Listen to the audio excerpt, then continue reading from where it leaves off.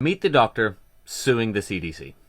Study was on every baby born into my practice, so not the whole practice. I wanted a nice, clean sample. You start at birth, and then you look at the difference in all health outcomes, which they never study that. The CDC should, but they never do. Look at all health outcomes comparing vaccinated, and in my case, they were verily vaccinated, not CDC vaccinated, to completely unvaccinated, and see the difference.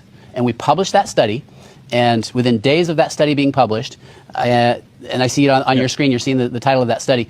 Within days, I lost my license. I got a phone call from my attorney. He said, Paul, don't go into the office. Don't call any patients. Don't write any prescriptions. Your license has been emergently suspended. And I said, why? He says, well, they had an emergency meeting, and you are a threat to public health.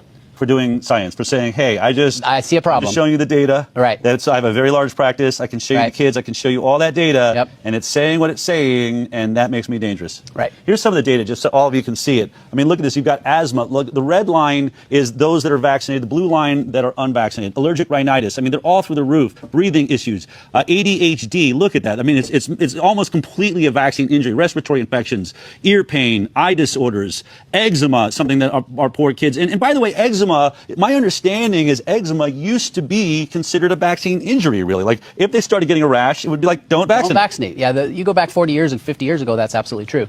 We have since been trained, pediatricians today are trained that eczema has nothing to do with vaccines. That's crazy. And in fact, all these things that have shown with statistical significance in a very well done peer-reviewed study that these are directly related, right? So we have three major categories of injury. We have the allergic, which is your eczema, your allergies, your asthma.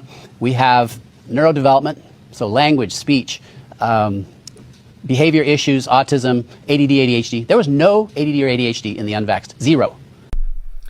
He published those in a report, and his medical license was revoked days later. Why?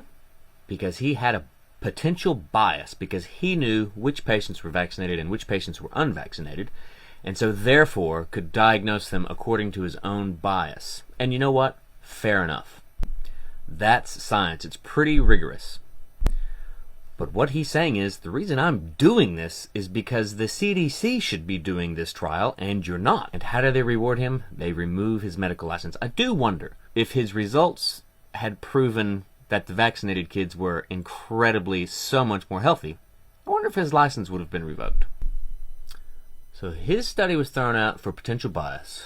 But you're telling me that in all the decades of vaccine safety studies, there's been no bias present whatsoever by those conducting the studies, and that maybe that's why there's 1,500 pharmaceutical lobbyists in Washington, D.C., making sure that there's no bias present when they're conducting these studies. Meet the doctor suing the CDC.